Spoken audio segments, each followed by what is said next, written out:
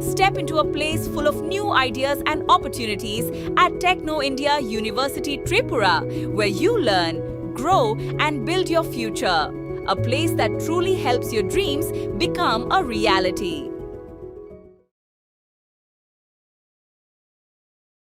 ত্রিপুরা বিধানসভার মুখ্য সচেতক তথা খোয়াই জেলা তেলিয়ামুড়া বিধানসভা কেন্দ্রের বিধায়িকা কল্যাণী রায় সাহার স্বামী দীনেশ চন্দ্র সাহা আর নেই। বৃহস্পতিবার ভোরে হৃদরোগে আক্রান্ত হয়ে তিনি শেষ নিঃশ্বাস ত্যাগ করেন। মৃত্যুকালে তার বয়স হয়েছিল আনুমানিক 75 বছর। তার এই আকস্মিক এবং অকাল প্রয়াণের খবর ছড়িয়ে পড়তে গোটা রাজ্য এবং রাজনৈতিক মহলে গভীর শোকের ছায়া নেমে আসে। পারিবারিক সূত্রে জানা যায়, প্রতিদিনের মতো বুধবার রাতেও তিনি সুস্থ অবস্থায় ঘুমাতে গিয়েছিলেন। বৃহস্পতিবার ভোর আনুমানিক 7টা নাগাদ ঘুমের মধ্যে হৃদরোগে আক্রান্ত হয়ে তিনি মৃত্যুর কোলে ঢলে পড়েন। সকালে দীর্ঘক্ষণ কোনো সারা শব্দ না মেলায় চিকিৎসককে খবর দেওয়া হলে চিকিৎসক তাকে মৃত বলে ঘোষণা করেন। প্রয়াত দীনেশচন্দ্র সাহা ব্যক্তিগত জীবনে অত্যন্ত সজ্জন, পরোপকারী এবং শৃঙ্খলাবদ্ধ জীবনযাপনকারী ব্যক্তি হিসেবে পরিচিত ছিলেন। ত্রিপুরা বিধানসভার মুখ্য সচেতকের স্বামীর প্রয়াণের খবর পেয়ে সমস্ত কর্মসূচির ফেলে তার বাসভবনে ছুটে যান ত্রিপুরার মুখ্যমন্ত্রী ডাক্তার মানিক সাহা। তিনি শোক বিহ্বল বিধায়িকা কল্যাণী রায় সাহা এবং তার পরিবারের সদস্যদের সাথে দেখা করে সান্ত্বনা দেন। সামাজিক মাধ্যমে এক শোক বার্তায় মুখ্যমন্ত্রী লেখেন, ত্রিপুরা বিধানসভার মুখ্য সচেতক তথা তেলিয়ামুড়া বিধানসভা কেন্দ্রের বিধায়িকা কল্যাণী রায় সাহা মহোদয়ের স্বামী দীনেশচন্দ্র সাহার আকস্মিক প্রয়াণে তিনি গভীরভাবে মর্মাহত। ঈশ্বর যেন এই কঠিন সময়ে শোক সন্তপ্ত পরিবারকে অপূরণীয় ক্ষতি সহ্য করার শক্তি এবং সাহস প্রদান করেন। দীনেশচন্দ্র সাহার এই আকস্মিক প্রয়াণে মুখ্যমন্ত্রী ছাড়াও গভীর দুঃখ শোক প্রকাশ করেছেন রাজ্যের মন্ত্রিসভার সদস্য সুশান্ত চৌধুরী, সুধাংশু দাস, মেয়র দীপক মজুমদার সহ বিভিন্ন রাজনৈতিক দলের শীর্ষ নেতৃত্ব। সকলেই প্রয়াত আত্মার চিরশান্তি এবং সদ্গতি কামনা করেছেন। আজই রাষ্ট্রীয় এবং সামাজিক মর্যাদায় তার শেষকৃত্য সম্পন্ন হবে বলে জানা গেছে। ত্রিপুরা থেকে বিক্রম কর্মকারের report, crime press, Bengal news.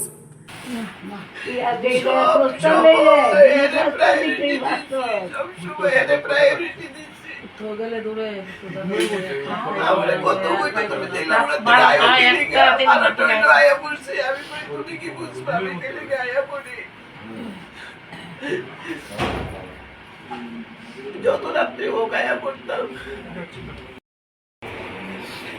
তোর কথা শুনে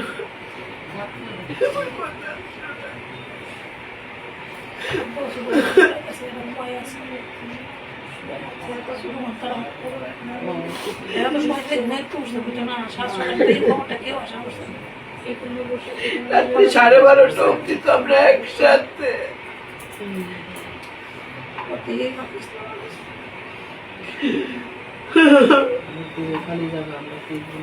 খাওয়া দাওয়া করছি তোর কথা শুনে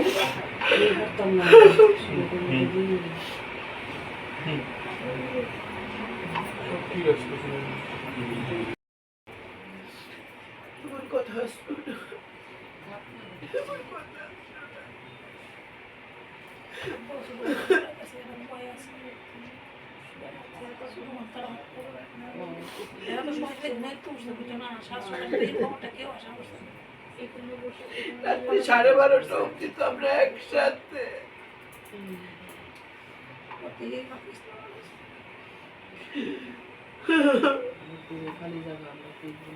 খাওয়া দাওয়া করছি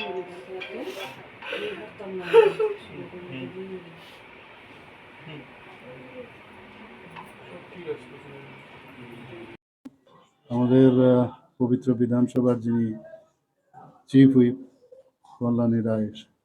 কল্যাণী সাহা রায়, উনি ফোন করেছিলেন। আমি তখন ওয়াশরুমে ছিলাম, পরে এসে দেখলাম ওর একটা মিস কল। আমি ফোন করলাম ওনাকে, তারপর বললেন যে এরকম আজকে সকালবেলা ওনার যে হাজব্যান্ড দীনেশচন্দ্র সাহা, উনি হঠাৎ করে উনি যা বললেন যে হার্ট অ্যাটাক হয়ে মারা গেছেন। তো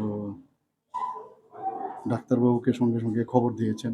যা শুনলাম সকাল 7টার সময় ঘটনাটা ঘটেছে, ঘুমের মধ্যেই ঘটনাটা ঘটেছে। তো আজকে এলাম, দেখলাম, অবশ্য আমি বলছি আমি আসছি। তো আজকে ওনার কল্যাণী সাহা রায়ের সাথে আমার একটা প্রোগ্রামও ছিল খোয়াই। কালকে উনি আমাকে ফোনে বলেছেন যে আমি যাবো ওখানে। এবং আমি দীনেশবাবুকে যতটুকু জানি অত্যন্ত সজ্জন ব্যক্তি ছিলেন, এবং খুব ডিসিপ্লিন লাইফ লিড করতেন। প্রায়শ আমার সাথে দেখা হতো, বিভিন্ন যে অনুষ্ঠান হতো তেলিয়ামুড়া ওনাদের ওই বাড়িতেও বেশিরভাগ আমার দেখা হতো। তো একটা মানে আমাদের কাছে তো মানে কল্যাণী সাহারাই আমাদের অত্যন্ত বলবো আমি রাজনৈতিকভাবে সহকর্মী, সামাজিকভাবেও আমাদের সাথে খুব পরিচিতি একটা মুখ, অত্যন্ত ঘনিষ্ঠ।